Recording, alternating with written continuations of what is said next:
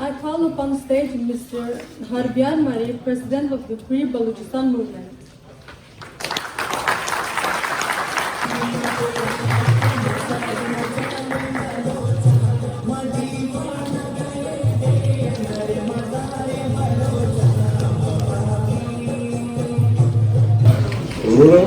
ماته پښتو شندل نه راځي تاسو د بلوچي نه راځي د موږ پخواني عاقب ژبه کې خبره وکړم فرنګي ژبه. Thank you for having me here.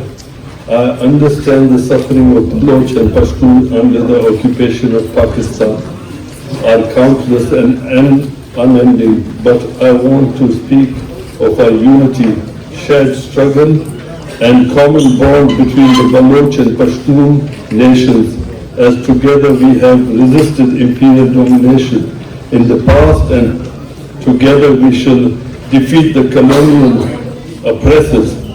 Baloch and Afghan nations stood for each other during difficult times and thwarted the evil intentions of their enemies. The Baloch nation refuses to allow the British to attack Afghanistan through Bolan Pass, resulted in multiple retaliation attacks in Balochistan in 1839.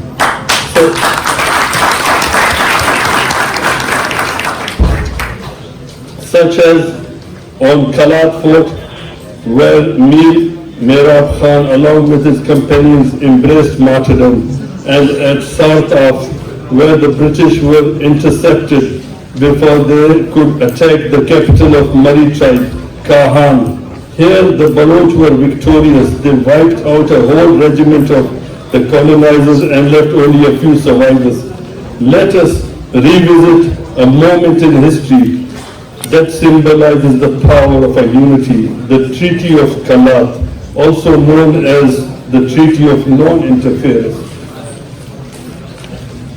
Signed in 1758 between the Baloch and Afghan people. Under this treaty, both nations agreed not to interfere in each other's internal matters, strengthening the ties of brotherhood and solidarity.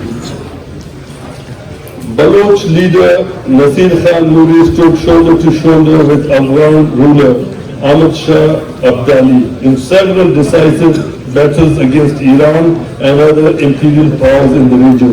This treaty was not just a political alliance, it was a testament to a shared values such as loyalty, to trust that we would not betray each other in any circumstances, respect, to acknowledge each other as nations, resistance, to help one another against any oppressor, and freedom. When all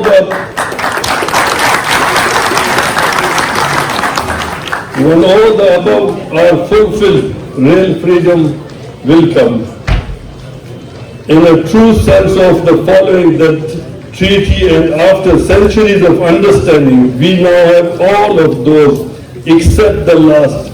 We have to work together to achieve real freedom. It is time we renew our spirit of unity. United, no power can stop the Baloch and Pashtun nations from reclaiming their freedom.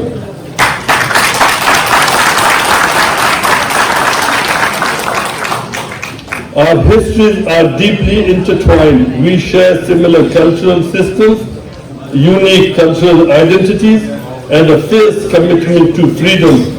The British colonization of the 19th century subjected both the people to brutal oppression. Afghanistan became a buffer zone in the great game between the British and the Russian Empire. While Balochistan endured repeated invasions from the British because of its strategic importance, both nations fought with valor, delivered heavy blows to imperial forces long before Britain achieved any geopolitical ambitions. When the British finally left the region after World War II, they left behind a destructive legacy that continues to divide us. The Durand Line was drawn by the British to serve their imperial interests in the region, deliberately creating a flashpoint for conflict between Balochistan and Afghanistan. After the independence of Balochistan from Iran and Pakistan, the Baloch nation firmly will commit itself to resolving these artificial divisions with its neighboring and brotherly Pashtun nation.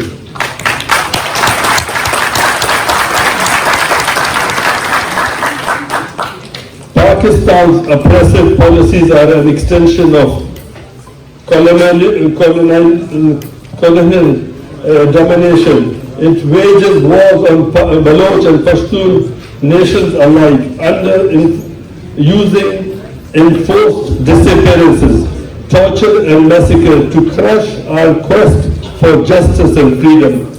The massacre of 1930 in Kisa Khwani Bazar and Spintangai by the British, and in 1948 Babri massacre by Pakistan in Charsada are tragic examples of state brutality that echo the British era's violence. The Baloch and Pashtun have been used by other nations to protect their sovereignty and their borders. In the case of Pashtun, they are protecting the state of Pakistan and its borders.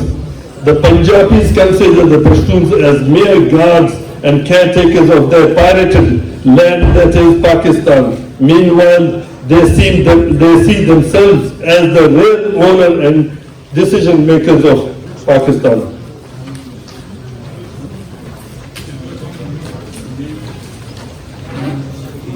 In 1948, Pashtun tribes were the people who were sent to Kashmir to take over, while the Punjabis stood back and made the Pashtuns fight their war.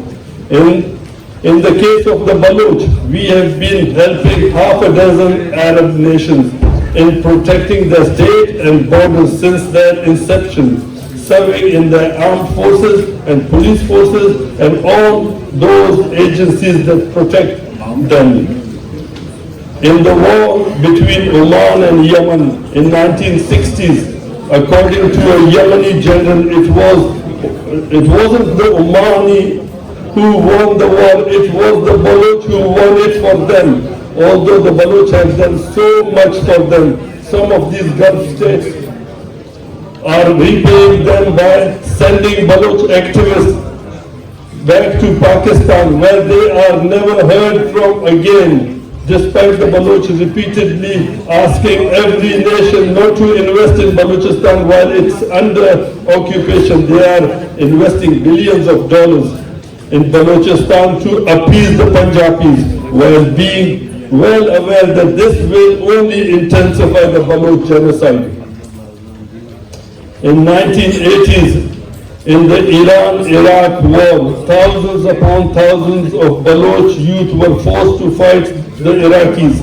The Iranians placed key around all soldiers' neck and told them that were you to die, these were the keys to open the gates of heaven. It's the height of absurdity. You don't need a key to open the gates of heaven. You need good deeds. The Afghan government are not taking Punjabi dictations. This angers the Punjabi elites. So to pressurize the Afghan government, they have come up with a plan to deport millions of Afghans, citizens, most of whom are Pashtuns. We, the Baloch, have been racially profiled since our lands were occupied, and now they are doing the same to the Pashtuns.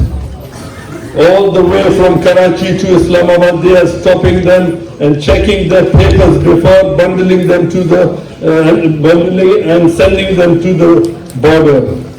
They see it as a pressure tactic. I see it as ruining millions of livelihoods. These people have been there for generations. This kind of treatment from the Punjabi is an affront to the Baloch and Pashtun. History teaches that unity is the path to freedom, just as Nasir Khan Noori and Ahmad Shah Abdali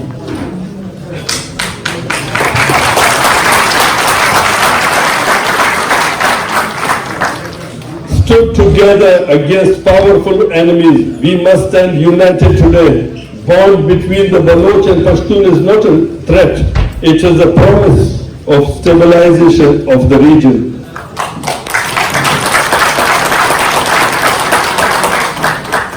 The occupying state fears our solidarity because it knows we are stronger together.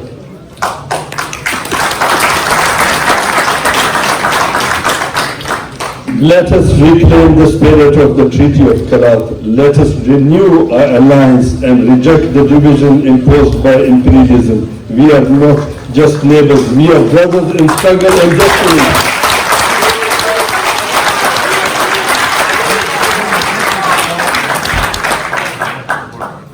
Baloch and Pashtun have no future in a Punjabi colonial state, Pakistan, which has leached our land and is sucking blood.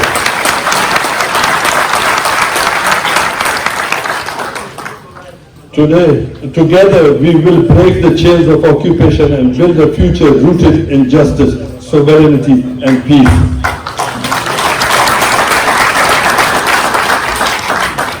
Our unity is our force of history and our freedom is inevitable.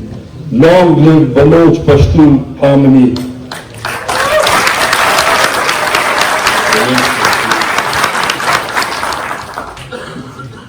Baloch Pashtun ملګرتیا او یووالي موږ ځواک دی.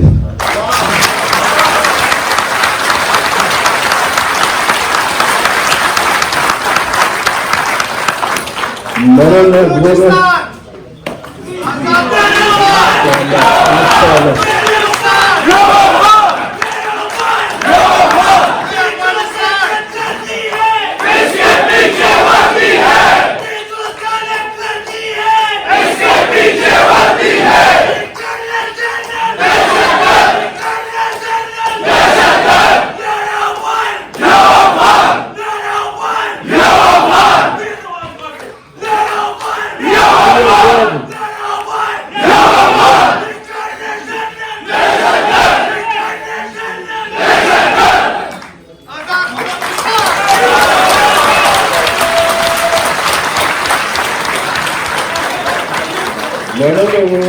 منتوار آزاد بلوچستان آزاد پښتونستان.